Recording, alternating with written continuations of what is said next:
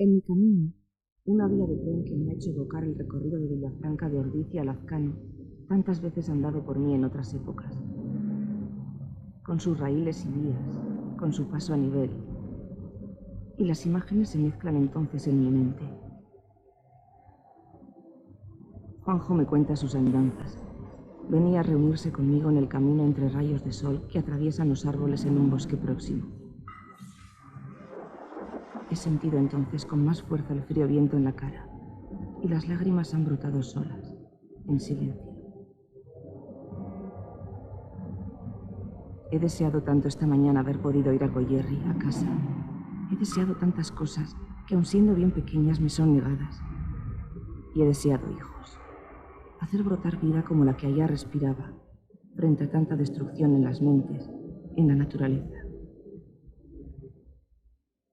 María Dolores González Catarain escribió este texto en Bayona en el mes de noviembre de 1979. Había roto con ETA. Sus excompañeros acordaron entonces que debía ser asesinada. El 10 de septiembre de 1986, en Ordizia, su pueblo natal, un hombre le disparó 3 tiros en presencia de su hijo de 3 años. La muerte de María Dolores, joyes para todo el mundo, fue instantánea. Nadie vio nada.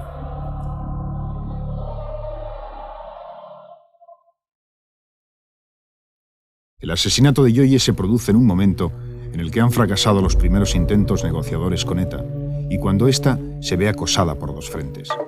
Desde julio de 1986 se incrementan las entregas de refugiados a las autoridades españolas.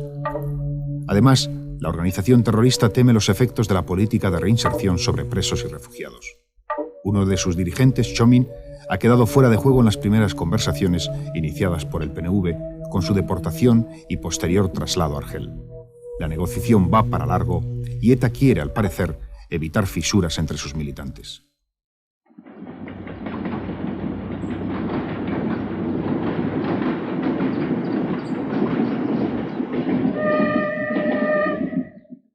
Joyes, al regresar del exilio 11 meses antes, había sido presentada en los medios de comunicación como terrorista reinsertada. Los círculos cercanos a ETA habían asumido esta interpretación que ella rechazaba tajantemente.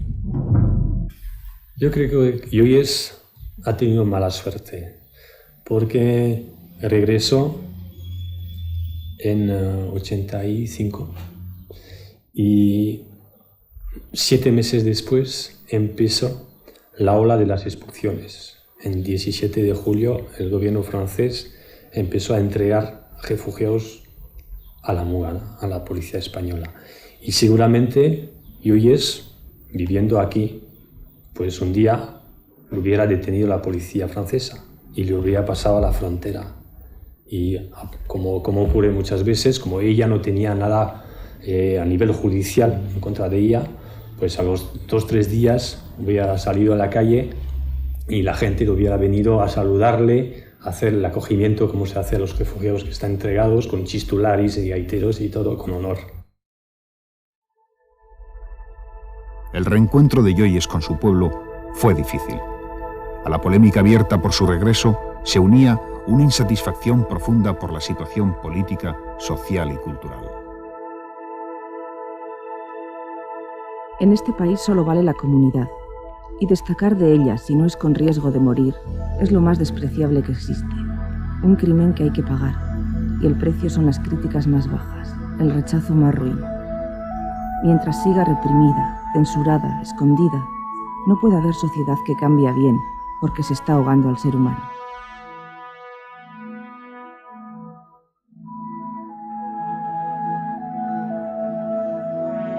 Joyes guardó siempre silencio sobre ETA. Nunca hizo una declaración pública. Sin embargo, fue desgranando en su diario sus vivencias, su búsqueda de una evolución y autonomía personales. A su vuelta se encontró con un ambiente cerrado y crispado, según sus palabras. Un ambiente donde abrir ventanas era algo extraño. A pesar de ello, se sintió ilusionada con el hallazgo de su pasado. Vivo sensaciones y momentos que me hacen pensar que estoy empezando a realizar y asumir el cambio, la vuelta a mi origen. No me identifico con la niña y la jovencita que vivieron en este lugar hace muchos años. Yo ya no soy ellas, soy otra, Pero qué placentero es estar cerca de ellas. Sensaciones que son fuertes y no puedo reconocer como nuevas, porque en muchos casos las viví ya antes. Maravilloso.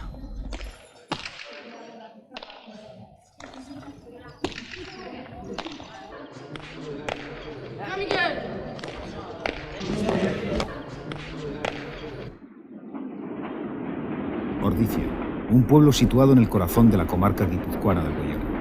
Su población está formada por inmigrantes llegados en la temprana industrialización de Euskadi y familias procedentes del mundo rural vasco, de los caseríos.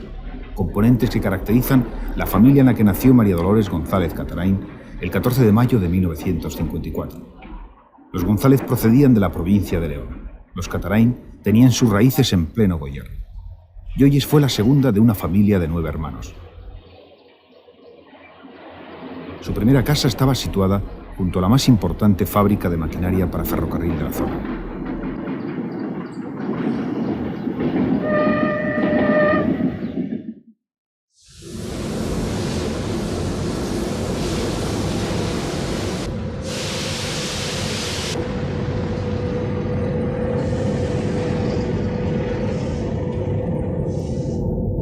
Las reflexiones e inquietudes de la primera juventud de Yoyes se proyectaron sobre el papel de la mujer en el seno familiar, su función reproductora y la autoridad paterna, también sobre la religión.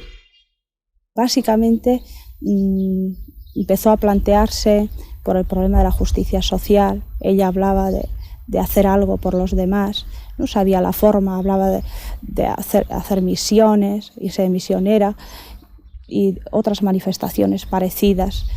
Y de ahí pasó ya a otro estado mucho más místico de una comunicación, según sus palabras, especial con ese ser supremo que ella llamaba Jesús, en la que ella decía que a veces podía comunicarse con él. En 1970 se celebra el proceso de Burgos, un juicio contra ETA y contra toda la oposición al franquismo surgida en el pueblo vasco. Se produce una respuesta contundente. De las manifestaciones contra el proceso surge una generación de militantes de ETA. 2/3 partes de sus activistas en esa época proceden de Ordicia y su comarca, el Goierri. Los ambientes más dinámicos de Ordicia estaban dirigidos por miembros o simpatizantes de ETA. Estas personas supieron canalizar las inquietudes juveniles hacia los objetivos de aquel grupo político. Por primera vez en Euskadi, alguien había intentado conjugar el nacionalismo tradicional con el socialismo y transformar el vasquismo cultural en oposición a un régimen dictatorial.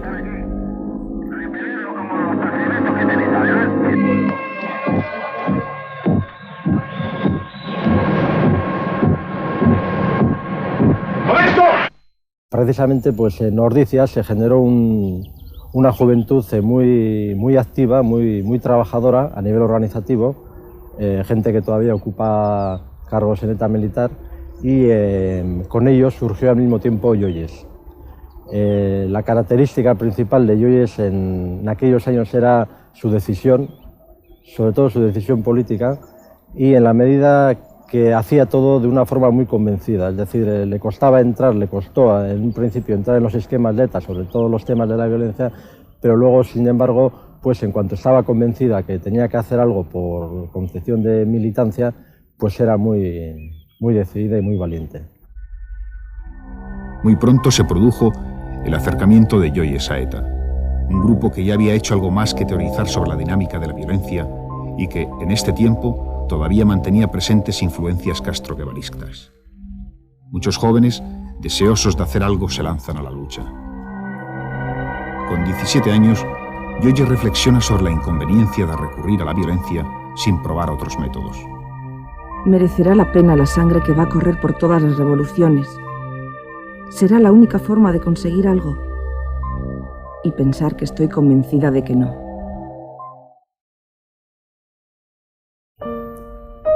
Al terminar el bachillerato, Yoyes se siente inclinada por la enseñanza y decide iniciar estudios de magisterio en San Sebastián. Ha adquirido el rango de militante de ETA y simultánea sus clases con la acción política. Yo la conocí cuando tenía pues, unos 17, 18 años. Estudiaba con mi hija magisterio. Entonces venía mucho por casa. Yo hay otras muchas, pero vamos, ella era una de las que más frecuentaba mi casa. Y era una chiquita muy rica, muy, no sé, respetuosa no es la palabra, no sé, muy dulce. Muy dada a todos los problemas de los demás. Siempre estaba pendiente de... Yo creo que querría cambiar el mundo a la forma que ella lo pensaba, y eso era bastante difícil. No me siento atada a ti. No sé lo que siento. No sé si soy capaz de enamorarme de un hombre. Ni siquiera sé si existe ese amor del que tanto se habla entre un hombre y una mujer. No sé cómo estarás ni dónde. Me gustaría que estuvieses contento y tranquilo. Ya sé que hay muchas cosas para hacer, pero creo que todavía tenemos algo de tiempo, o más del que muchas veces pensamos. De todas formas, la revolución nos unirá siempre, claro que sí. 2 días después, el destinatario de esta carta, José Echeverría Belcha, moría en Algorta al explotarle una bomba. Nos pasamos la noche sin dormir, ella no se desvistió, un clima de miedo, de tensión. Ella preparaba una carta de despedida para mis aitas. Bueno, al día siguiente le acompañé al funeral de Belcha. Amezqueta estaba tomada por guardias civiles. Había mucha gente. Nos metimos a la iglesia, nos quedamos en la parte de atrás, de pies. A mitad de ceremonia ella empezó a caminar sola, se puso en el centro de la iglesia. Al rato la seguí, la tomé del brazo, estuvimos calladas, sin cantar, sin decir nada. Y ese fue el último día que la vi aquí en el Goierri.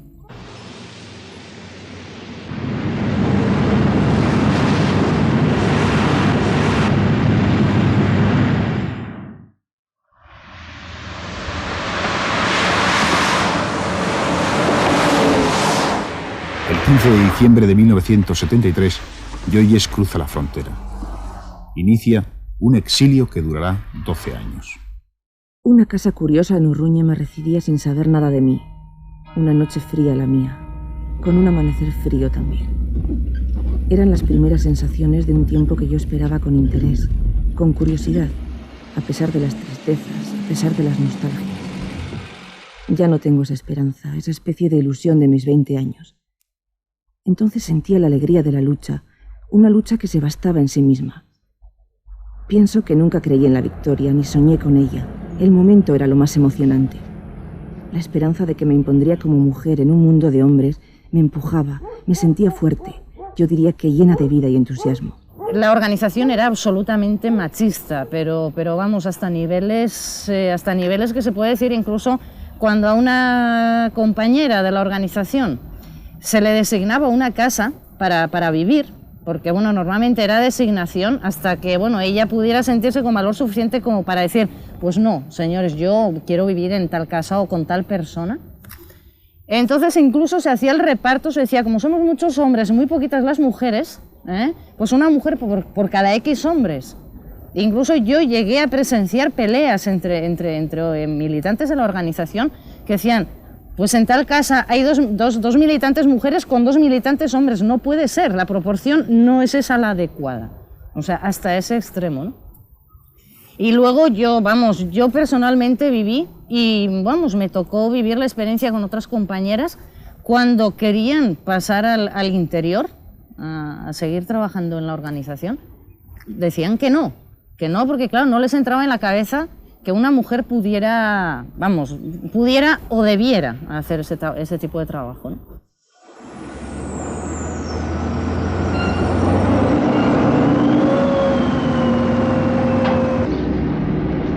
Joyes se instalan en Daya, en un piso en el que vive Eduardo Moreno Vergareche Perto, un personaje esencial en la historia de ETA que más tarde fue asesinado por sus propios compañeros. Cuando lleva poco tiempo en el País Vasco francés, Joyes manifiesta su impaciencia. Busco y no sé qué. Quisiera liberarme del ambiente que me rodea. Estoy desgastando mi juventud. Esto no es luchar. Llevo 7 meses en Euskadi Norte. Pobre Euskadi Norte. Sí, muy pobre, pero igual acaba conmigo. En el verano de 1974 se fue gestando la división de ETA entre político-militares y milis. un acontecimiento supondría el empujón decisivo para la ruptura: el atentado de la cafetería Rolando en la calle del Correo de Madrid. 11 personas ajenas a la policía fueron asesinadas. Yoyes realizó una severa crítica por el hecho de que el atentado no se reivindicara y se pidiesen excusas públicamente. Se apoyaba en el principio de que ETA debía ser transparente y reconocer sus errores. En la escisión, Yoyes se sitúa con los milis, al contrario que la mayoría de sus compañeros del Goierri. Este es el caso de un dirigente histórico, Juan Miguel Goiburu, conocido como Goierri. Goiburu introdujo en ETA a Yoyes y a otros jóvenes de Ordizia como Francisco Mújica Garmendia, alias Paquito, o Artapalo, uno de los dirigentes en la actualidad de ETA. También Goiburu fue acusado de traidor y chivato a su vuelta. En ETA las escisiones se hacen en muy poco tiempo, se pasa de ser muy amigos y sin saber, en una semana se pasa a ser grandes enemigos. Normalmente suele haber muy poco contenido político en las escisiones, o el contenido político se va buscando después de haber hecho la escisión. Suelen ser otro tipo de razones. Y normalmente se funciona por grupos, ¿no? Y al funcionarse por grupos se funciona por niveles de relaciones o por niveles de influencias. Entonces es curioso, pues Yoyes, como en aquel momento vivía con alguna gente de los que se quedaron en ETA militar, pues entonces se quedó en ETA militar. Y nosotros, que sin embargo vivíamos con la gente que se quedaba con los políticos militares, pues nos quedamos con los políticos militares. Bueno, en el verano de 1974 vivíamos juntas en Bilbao y de alguna forma se estaba gestionando ya la escisión. Ella hacía críticas a la organización. La organización en aquel tiempo estaba dividida en frentes: frente político, armado, obrero, estudiantil. Y cuando caía un comando caían estudiantes, o cuando caían estudiantes caía un comando. Las redadas eran muy masivas. Y ella veía que era muy importante articular o buscar nuevas formas de articular la organización. Asistía a debates, asistía a asambleas. Posteriormente me escribió una carta a la cárcel donde me explicaba las razones que le habían llevado a posicionarse con ETA militar. Eran coherentes con su pensamiento y lo que planteaban, o lo que me planteaba ella, era que el desvincular la lucha armada de la lucha política iba a atenuar la represión que se cernía en aquel momento sobre los militantes o sobre la gente que luchaba contra el franquismo. 1975. La dictadura franquista daba sus últimos coletazos.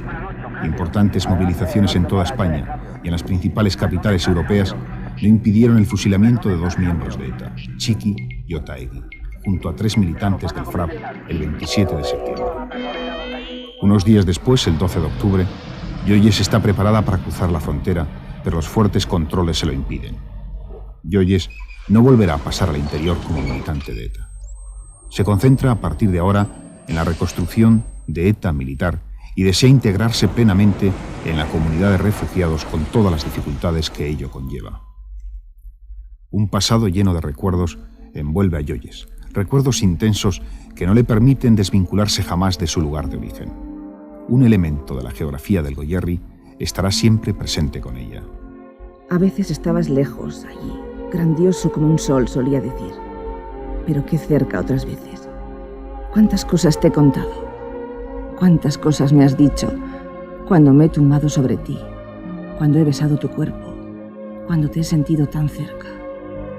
Volveré a verte. El 23 de julio de 1976, Eduardo Moreno Vergareche Pertur desaparece. Ese día había acudido a una cita en la frontera de Beovia. Fue visto por última vez junto a Artapalo, miembro de los comandos de acción Bereciak, que se integrarían más tarde en los milis. Con el tiempo se supo que Pertur había sido asesinado por sus propios compañeros. Sus escritos así lo confirmaban. 12 días antes de su desaparición, había afirmado que ETA no era un colectivo de revolucionarios, sino un Estado o policía donde cada uno sospecha del vecino y este del otro, y donde los enemigos políticos se eliminan no por el debate ideológico, sino a través de sucias maniobras. Así se expresaba Pertur en una carta que recibió una persona muy cercana a él. Eran 2 personas muy preocupadas y trabajando continuamente sobre la ideología, sobre la teoría política, etcétera, etcétera, etcétera. Provenían y desarrollaban el mundo político. Entonces, a ese nivel, han desaparecido 2 personas que incluso, hoy en día hubieran sido muy valiosas dentro del mundo político y del desarrollo ideológico del País Vasco y de cualquier organización y en general de lo que es una ideología y de lo que es la política. Hubieran sido 2 personas que realmente hubieran hecho un trabajo inestimable. Pertur trabajaba por la integración de ETA en un marco político y la resolución de los problemas desde posiciones de igualdad de oportunidades con las demás fuerzas del país. Joyes se mostró especialmente afectada por su muerte.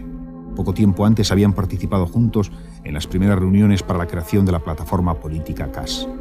Joyes representando a los milis y Pertur a ETA político-militar. El CAS que Joyes conoció, cuando Joyes estaba de representante de ETA militar en el CAS, era un CAS que era fundamentalmente una mesa de partidos, de organizaciones militares y de organismos de masas, cuyo objeto fundamental era el trazar una política común a todo ese campo, pero con el objetivo de hacer un partido después de eso, un partido político separado de la lucha armada, etc., ¿no? Y a partir del 77 pues pasa a ser otra cosa absolutamente distinta. El CAS pasa a ser simplemente la plataforma de una organización militar que lo controla todo y que, en fin, de la que se sirve, pues, en fin, para hacer toda su política antirreforma.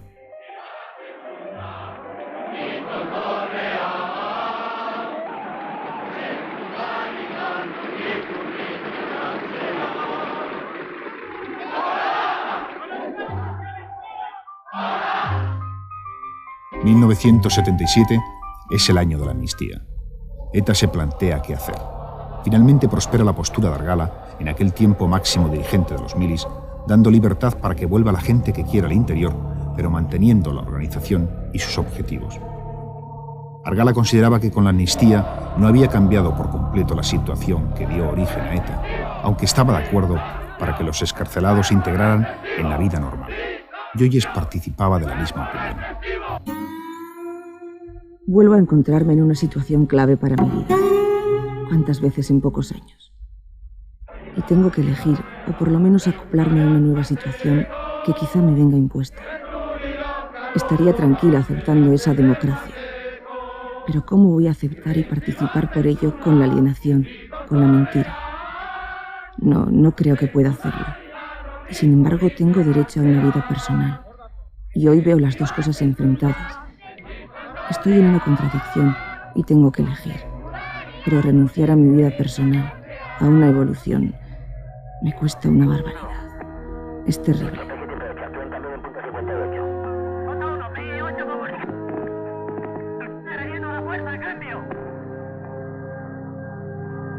J1, vaya rápidamente a punto 58. P3DJ1, vaya rápidamente a punto 58.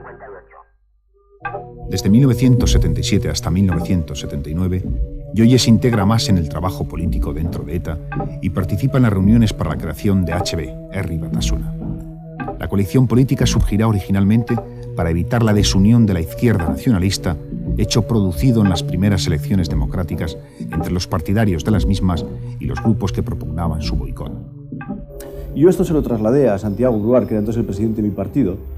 Hablamos y convenimos una reunión con representantes de ETA militar, concretamente con Argala y con Joyes. A esta reunión acudió como invitado una tercera persona, que era Telesforo Monzón.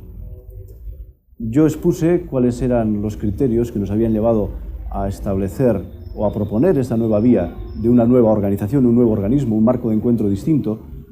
Había hablado de las dificultades que tenía CAS como organización para conectar con amplios sectores de la población, de la necesidad de buscar un nuevo marco de relaciones, y la sorpresa fue que Argala, yo creo que muy ilusionado, dijo que él había llegado a la misma conclusión, que se lo había planteado a Joyes, que habían tenido una reunión, habían hablado Joyes y él del tema, y que habían llegado a coincidir al 100% de lo que estábamos señalando.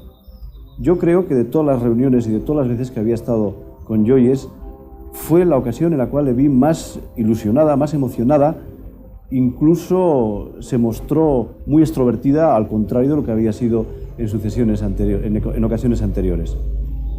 Luego, posteriormente, aquella reunión se consolidó en lo que se denominó la Mesa de Alsasua y posteriormente todo ello dio lugar a Herri Batasuna. Dos miembros de HB, que en otro tiempo fueron amigos de Joyes, han evitado intervenir en este programa. Iñaki Esnaola, dirigente de la coalición, no acudió a las citas convenidas. Begoña Garmendia, natural de Ordicia, hoy concejal en San Sebastián, que reconoció a Joyes como su maestra política, no quiso participar en el reportaje para mantener la memoria, según dijo, y porque poco podía aportar para esclarecer esa muerte. El 21 de diciembre de 1978, José Miguel Beñarán Ordeañana Argala muere en un atentado organizado por grupos parapoliciales. Al mismo tiempo que llegábamos nosotros, llegaba Joyes y le afectó muchísimo, claro, porque primero el espectáculo era tremendo y además por toda la relación que ella había tenido con Argala, que era además de una amistad a nivel político, era, yo creo que entre ellos compartían muchas cosas sobre la vida. Joyes comentaría años más tarde que la muerte de Argala fue algo negativo incluso para el gobierno español. El dirigente asesinado, explicaba Joyes, era partidario de una negociación gradual, no maximalista. Argala era sin duda el menos sectario de los miembros de ETA y una de las personas con más capacidad de análisis político. Entonces para ella fue un corte tremendo. Además que sentía en ese mismo momento, yo creo que me lo comentó más tarde, que las cosas no iban a ser la misma dentro de ETA, porque Argala tenía una visión política que igual no compartían exactamente los demás de la dirección. Joyes se hace cargo de los documentos de Argala tras su asesinato. A partir de ahora será la máxima responsable de la oficina política de ETA. No ocupará mucho tiempo esa función. Un mes después, en febrero de 1979, es confinada en Valensol, junto con otros 16 refugiados. Ella es la única mujer. En marzo, a la vuelta del confinamiento en el sureste francés, Joyes es obligada a residir fuera de los departamentos fronterizos y entra en la clandestinidad. Es ya un mito para ETA, pero pocos saben que las discrepancias con sus compañeros han ido en aumento. Joyes considera que es fundamental profundizar en la línea política, no caer en el puro activismo y estar dispuesto siempre para la negociación. No encuentra mucho eco. En ese momento llegan a la dirección, procedentes de los comandos Bereziak, Anchón y Artapalo. Estos hombres representan la línea más violenta de ETA. 1979 será un año especialmente sangriento. Si sabes que la vas a tirar, lo mejor es coger y estos metes en un coche oficial y se quedan todos allí, claro. Sí. En el verano, Joyes es obligada a intervenir en un programa de la BBC junto a Anchón cuando ya no se siente identificada con sus compañeros. Es la única imagen pública que queda de ella.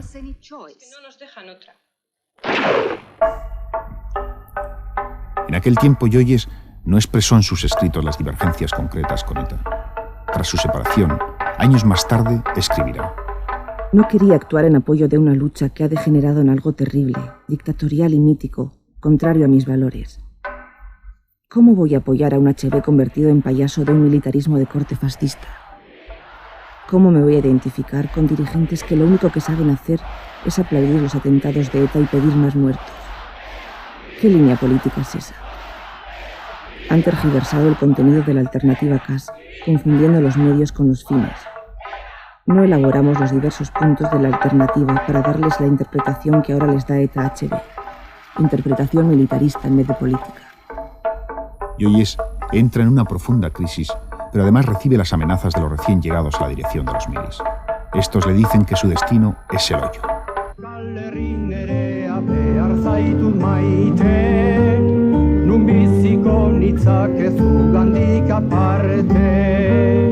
Anaien arpegian begirata hotza, bihotz berotasuna izaten da motza.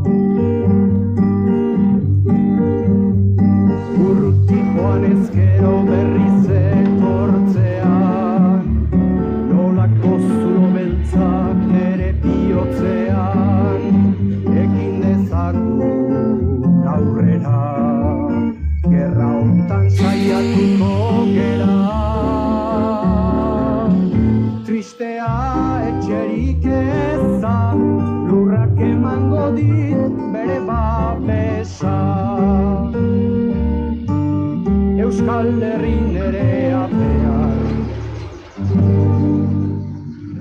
Ya no puedo quererte más. Pueblo mío, no puedo quererte más. Hay amores que matan. Es que el amor puede convertirse en odio y este sí mata. Pero no es eso. Mi amor por ti no se ha convertido en odio, pero me está agotando. Es el mío un cansancio infinito. Es la mía una soledad inmensa. Era un poco difícil de imaginar que esa mujer en algún momento de su vida había tenido tantas responsabilidades, porque era una mujer al mismo tiempo muy frágil, que siempre se ponía en cuestión. Y muy diferente, por ejemplo, de otro dirigente de ETA que en aquella época me contó algún día que mejor no pensar, porque si alguien empieza a pensar, dejaría la lucha enseguida. A veces hay que parar todo tipo de cuestionamiento. Yoyes era todo lo contrario. Yoyes se ponía a cada rato en cuestión. Era una persona que trataba de ser muy coherente consigo misma. He dado un paso difícil al hablar para salir de esta tumba, de este enterramiento en vida que comenzaba a ahogarme y en el que me sentía morir físicamente. No puedo dejarme matar, dejarme morir. Creo que no debo hacerlo. Y en el caso de que alguna vez debiera, no es el momento. Tengo ganas de vivir. Tengo muchas cosas todavía por vivir que no he vivido. Y en esta lucha contra la muerte la recuerdo más que nunca. No serviría hoy. Finalmente, Yoyes decide abandonar ETA. Todas sus fuerzas se concentran en salir de las sombras, como ella definió a este momento de su vida. Yoyes pasa ese tiempo en casa de una amiga en Biarritz. Es el otoño de 1979.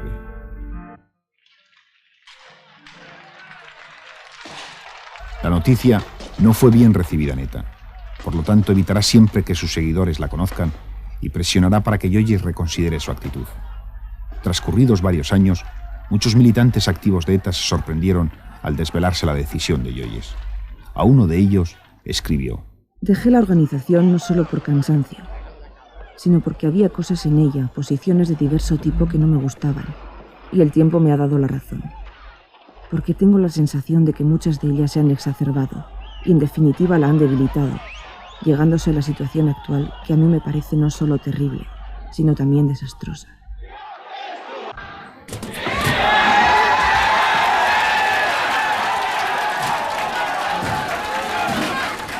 Yoyes decide rehacer su vida lejos de ETA. Ahora es imposible pasar al interior, volver al Goyer. Yoyes intenta trasladarse a Cuba, pero no se le permite la entrada. Finalmente, se le abre la posibilidad de instalarse en México.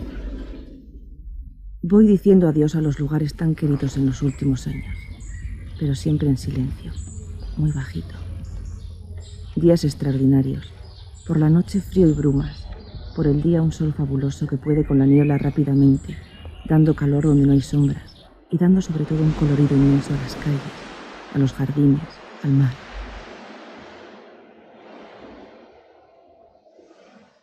Antes de dejar la casa nos dijo también que había que recoger a Yoshu Ternera, que le iba a acompañar también.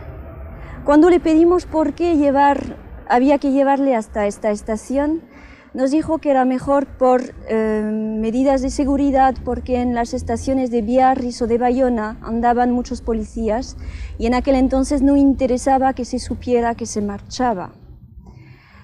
Entonces la llevamos aquí. Hasta marcharse nunca nos quiso decir a dónde se iba, simplemente nos prometió que iba a escribir en cuanto se sintiera ella en seguridad. Antes de montar en el tren se entrevistó unos minutos con Yoshu y se marchó. Duerme, amor. Envuélvete en el sueño. Arrebújate en él. Todo lo que se quiera se puede ver en sueños. Todo lo que anhelamos cuando estamos despiertos.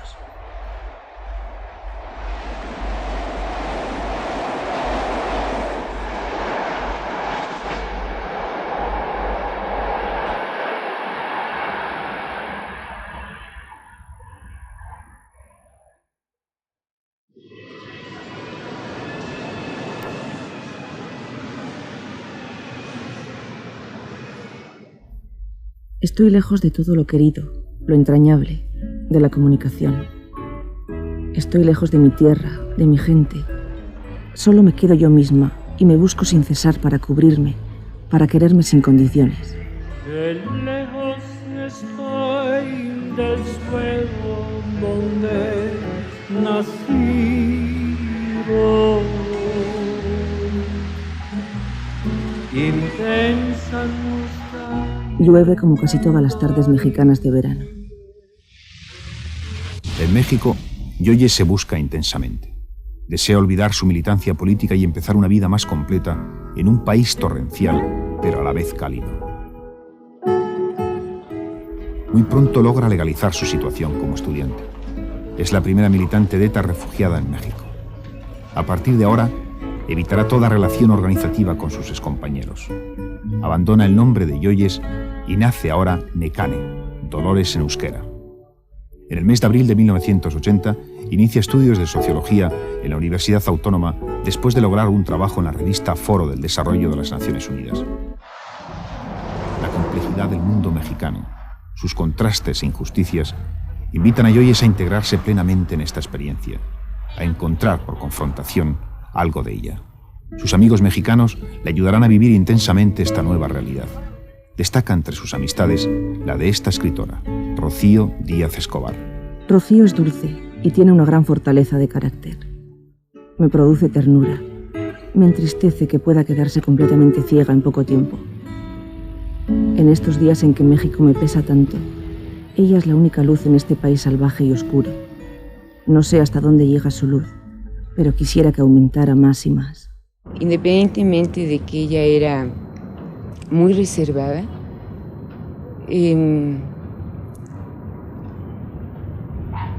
su relación con el mundo se dio aquí abiertamente, digamos, más abiertamente, ¿no? Yoyes no logra evitar ahora a la policía mexicana. Uno de sus miembros se ofrece por dinero a las autoridades españolas para asesinar a la exmilitante de ETA. Mientras tanto, la policía española implica a Yoyes en atentados y el diario El País informa en 1984 que ha reanudado en Francia su militancia. Tampoco sus compañeros aceptan la ruptura definitiva. A medida que Yoyes se aleja más y más de ETA, se incrementa su valor como símbolo. Una falsa realidad que unos y otros pensaban en aquel momento están interesados en alimentar. Al venir a México ella no conservó ningún lazo intelectual o físico con ETA, de estar en contacto con gentes, ni mucho menos, ¿no? Ella aquí rompió lazos, definitivamente. A pesar de estas preocupaciones, Yoyes toma en México una de las decisiones más importantes de su vida. Una emoción profunda, una soledad inmensa, 2 lágrimas también. Estoy embarazada. En este momento me hubiera gustado abrazar a alguien de casa, celebrarlo con ellos, sobre todo con ellas, Glory, Ana, Gema, pero no puedo sentirles a mi lado. México pesa en el ánimo de Yoyes, más ahora cuando se encuentra sola con su hijo. En 1984 termina con éxito su licenciatura con una tesina sobre las guarderías en la capital del país. En medio de una ciudad que ella siente como salvaje y difícil, va tomando cuerpo la idea de acercarse a Euskadi. Me he despertado en la noche apurada. El sueño venía de atrás. Huyendo de una situación embarazosa, yo corría hacia mi casa en Villafranca de Ordicia. Y de repente veo la casa que no estaba. Mi casa había desaparecido. En lugar de mi casa, una valla de barrotes interminable. Seguía corriendo y la valla no terminaba. Me he despertado angustiada.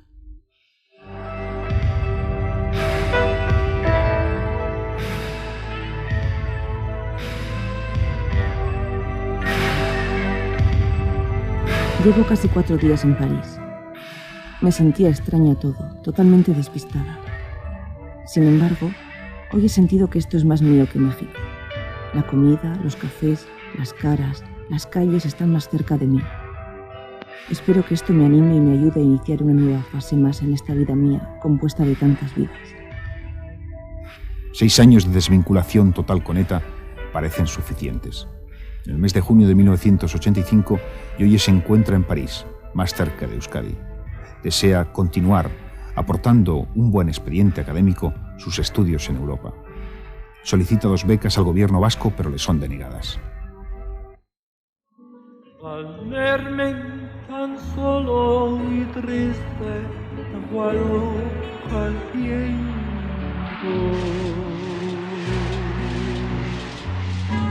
Quisiera llorar, quisiera morir de sentimiento.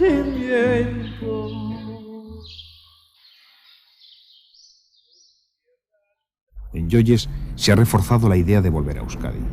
Es la única posibilidad que se le ofrece y que a su vez le produce temor. No escribirá sobre ello. Su inquietud queda reflejada en sueños. Me desperté con un sueño lleno de angustia y me puse a llorar. En mi casa de Ordicia, una señora tenía el encargo de matar a una joven adolescente.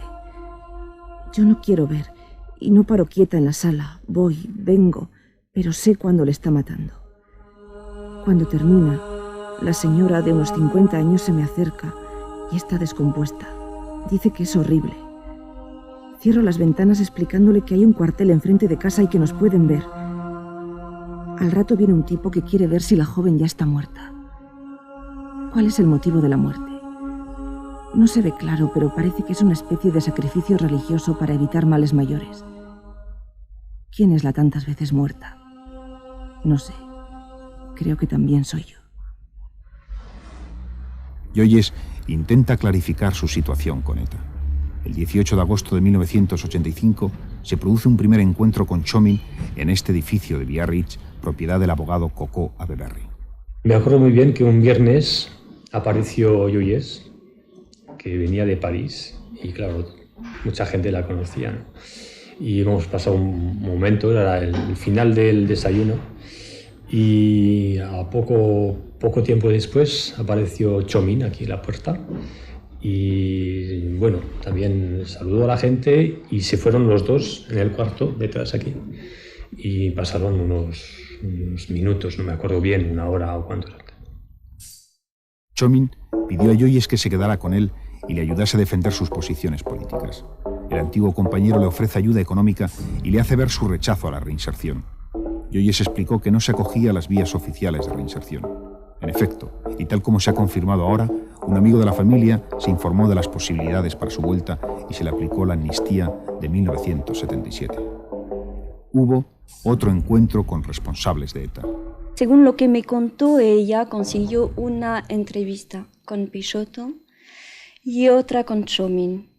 Y entonces en la entrevista con Txomin, pues Txomin más o menos le dejó entendido que entendía totalmente sus razones familiares por volver al otro lado, pero que él no era la dirección y que no podía hablar en nombre de ella. Sin embargo, él como persona y amigo suyo nunca intentaría algo contra ella. La entrevista con Peixoto había sido un poco diferente. A Yoyes le había decepcionado un poco esa entrevista. ¿Cómo creíste en amigos que hoy te amenazan? Hoy son tus enemigos. ¿Cómo hemos podido seguir caminos tan diferentes? Ven enemigos por todas partes y se hacen enemigos por todas partes. Todos han claudicado menos ellos, piensan. Se creen los puros, pero qué pureza tan demoníaca. No soy oponente. No estar a su lado no significa estar en el otro lado. Le tengo miedo al otoño. Demasiados fantasmas. Alguien de la organización que yo conocía por otros medios vino algún día a mi casa y me dijo, no sé, estuvimos hablando de Yoyes. Y, no sé, yo tranquilamente comentaba de que la solía ir a visitar porque estábamos muy amigas y que hablábamos de un poco de todo, de la política, de otras cosas. Y entonces, en algún momento, ese amigo se levantó y dijo, marchándose ya de la casa, le puedes decir a tu amiga que se tenga con mucho cuidado. Y yo le dije, pues, ¿qué quieres decir por eso? No, simplemente a ver si le dices eso. que tenga mucho cuidado. Después de 12 años de exilio, Joyes ha cruzado la frontera en el mes de octubre de 1985 y se ha instalado en San Sebastián. Muy pronto, a pesar de las garantías recibidas sobre el silencio de su vuelta, la noticia fue ofrecida por los medios de comunicación. Joyes se sintió en ese momento acosada desde distintos frentes. Vine el 11 de octubre a San Sebastián. Demasiado familiar, demasiado extraño. Una semana después reventó la noticia en los periódicos, en la radio. Empezó el acoso. Me han quitado el nombre. Joyes es una ficción, una invención. No me identifico con ninguna de las que se barajan desde distintas posiciones políticas. En mi pueblo he visto una pintada que dice Joyes chivata y otra Joyes traidora. Es como si todos se hubiesen puesto de acuerdo para matarme. En la portada de una revista aparece una foto robot mía y un titular que dice El retorno de la etarra. El mismo mensaje que el de ETA.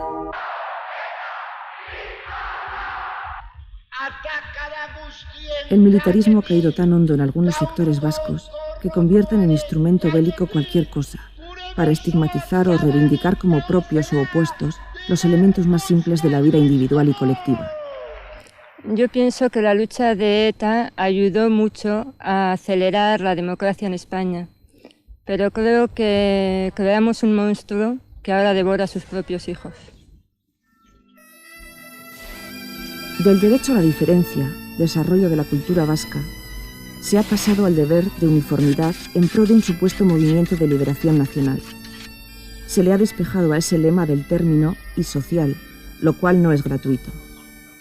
Este abandono está dando al traste con un montón de valores que impregnaban el concepto de nacionalismo de un significado progresista, abierto y universal. ¿Y qué le queda? Yo me subí al carro en 1972-73 y bajé en 1979, previendo que el aspecto social del movimiento, su visión progresista, desaparecería, aumentando el militarismo basado exclusivamente en el nacionalismo oscurantista y mítico.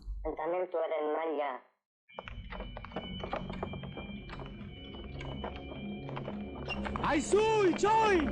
Abizatu norbaiti, garbituko nauta bestela! Aizu, itxoin! Deitu norbaiti! El acoso desproporcionado por parte de la policía de un miembro de ETA en la zona vieja de San Sebastián fue una de las últimas imágenes que quedaron en la memoria de Joyes. Horas antes de su muerte, vio la película de otro atentado, aunque este de ficción.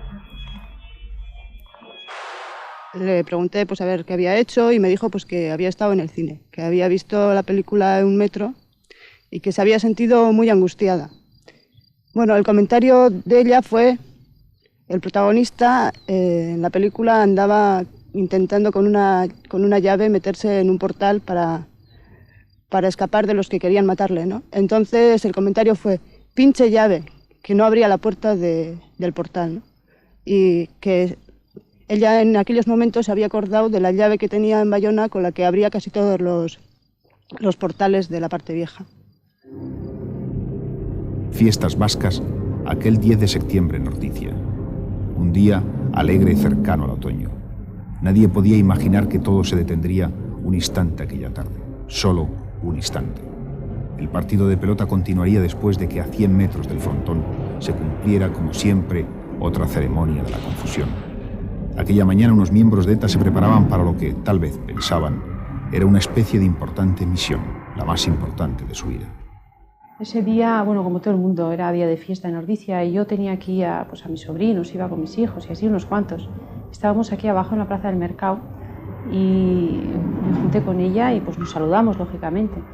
¿Y qué andas? Y pues aquí, ¿cuántos niños llevas? Y sí, le dije, mira, son mis sobrinos. Y llevaba un niño pequeñito de 2 meses en el coche. Entonces ella se acercó al coche a ver al niño y hizo el gesto este de aspirar, ¿no? Dice, ¿qué haces? Y es que qué bien huele. ¿Qué huele? ¿Pero cómo huelen? Es que los niños huelen a vida. Todo iba a ocurrir en una plaza fría, en construcción, en la calle de los Gudaris de Ordicia.